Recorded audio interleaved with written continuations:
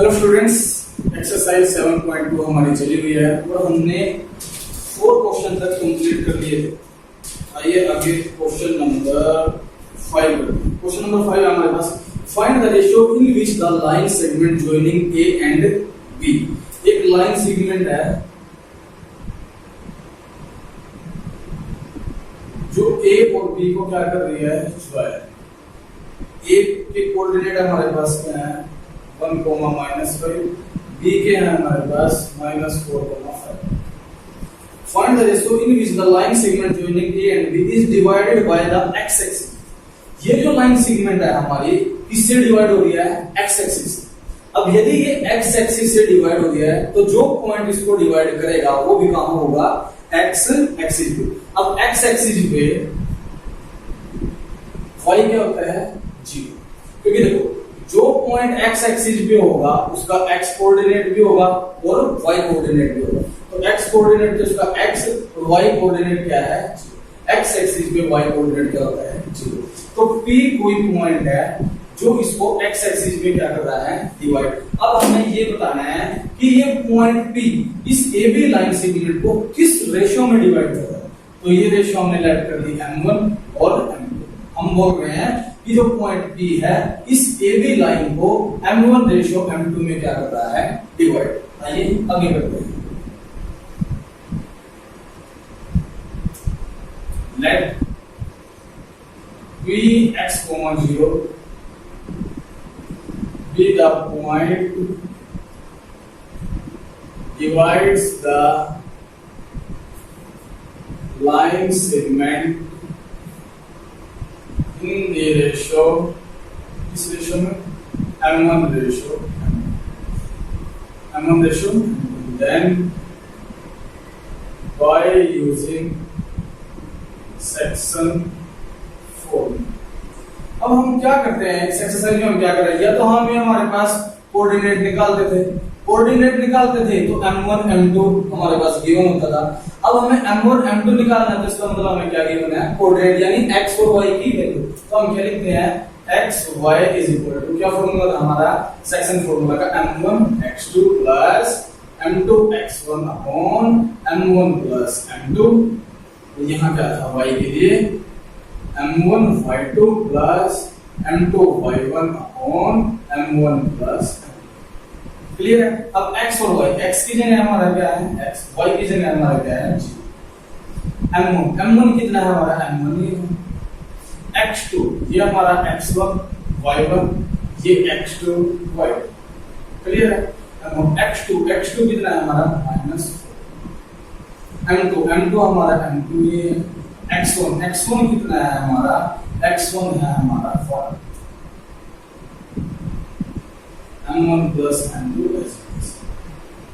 ठीक है। अब इसके लिए लगा रहे हैं M1 as it is, y2 कितना है हमारा 5।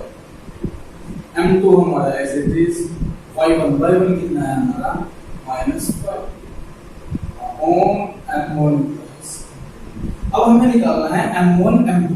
अब देखो ये x की वैल्यू किसके इक्वल होगी, इस वाले के इक्वल, 0 किसके इक्वल होगा, हम ले रहे हैं a 0 is equal to M1, इसको multiply 5 M1 minus 5 M2 upon M1 plus. Cross multiply करेंगे तो ये पूरा 0 के साथ मल्टीप्लाई होकर क्या बनाएगा, 0। यहाँ से क्या बचेगा, 5 M1 माइनस 5 M2। तो ये इज इक्वल टू से इस साइड लेके आऊं तो हमारे पास क्या बचेगा, 5 M1 इज इक्वल टू 5 से 5 कैंसिल, तो M1 upon M2 is equal to क्या बचा हमारे पास, 1। क्या बचा, 1। यानी M1 M2 का जो रेशियो है वो हमारा क्या आएगा, 1 ratio. Hence the ratio 1 ratio. तो हमारे पास M1 M2 की वैल्यू क्या आई, 1 रेशियो, यानी किस रेशियो में डिवाइड कर रहा है उसको, 1 रेशियो 1। ये तो ये दिखाना था हमने।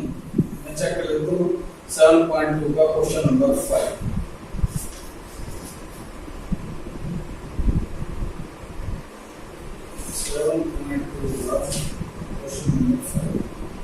हाँ, तो ये 1 रेशियो 1 में क्या कर रहा है, डिवाइड। फिर फिर उसके बाद उसने बोला है इसमें also find the coordinates of the point of division, यानी जो पॉइंट इसको डिवाइड कर रहा है उसके हमें कोऑर्डिनेट भी निकालने हैं, यानी हमें किसकी वैल्यू निकालनी है, x। किसकी वैल्यू निकालनी है, x की। अब x की वैल्यू मैं यहां निकाल दूं, ठीक है। मैं लिख रहा हूं द पॉइंट ऑफ डिवीजन, तो ये तो 0 है तो हमें x निकालना है, तो x इज इक्वल टू यहां से क्या होगा, देखो ये होगा -4m1 और plus m2 upon m1 plus m2 is equal to -4। m1 कितना है हमारा 1, तो ये -4 बनाएगा, m2 भी 1 है तो ये 1 बना देगा, और 1 प्लस 1 यानी ये कितना बना देगा नीचे 2, तो ये क्या बनाएगा -3/2। तो जो पॉइंट होगा डिवीजन का वो क्या बनेगा -3/2, 0। तो ये हमारा किसका पॉइंट होगा, डिवीजन का, जो इसका सेकंड पार्ट है इसी क्वेश्चन। तो ये था क्वेश्चन नंबर 5 जो हमने अभी कंप्लीट किया है। तो 1:1 इसका आंसर था, और सेकंड का जो इसका पार्ट था वो क्या है -3/2। आगे करते हैं क्वेश्चन नंबर 6।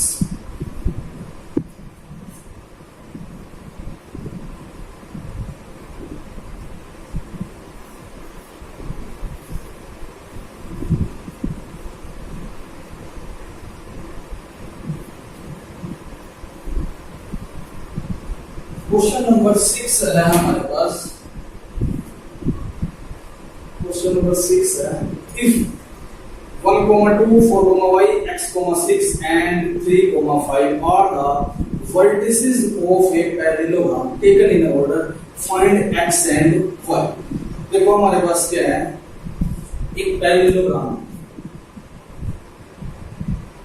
ऐसा था A B C D, उसके वर्टिसेस है हमारे पास, एक वर्टिसेस है 1, 2, एक वर्टिसेस है 4, y, और C वर्टिसेस है हमारे पास x, 6, और D वर्टिसेस है हमारे पास 3, हमें ये x और ये y निकालना।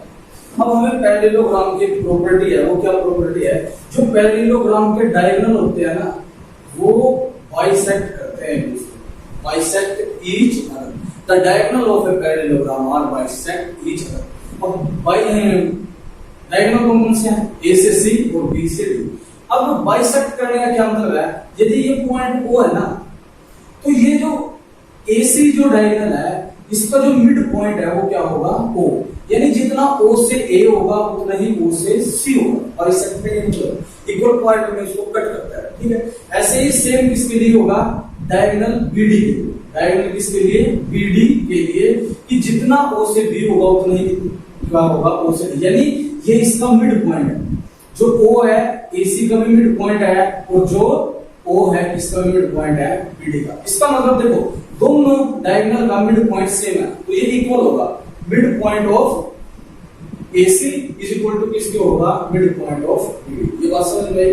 तो हमें लिखना क्या है क्वेश्चन में, हमें यही बात लिखनी है, वी नो दैट, मैं A B C D मान लेता हूं इनको। Question number 6, let A 1, 2, B 4, y, C x, 6 and D 3, 5 be the vertices of a parallelogram। फिर मैं लिख रहा हूं, we know that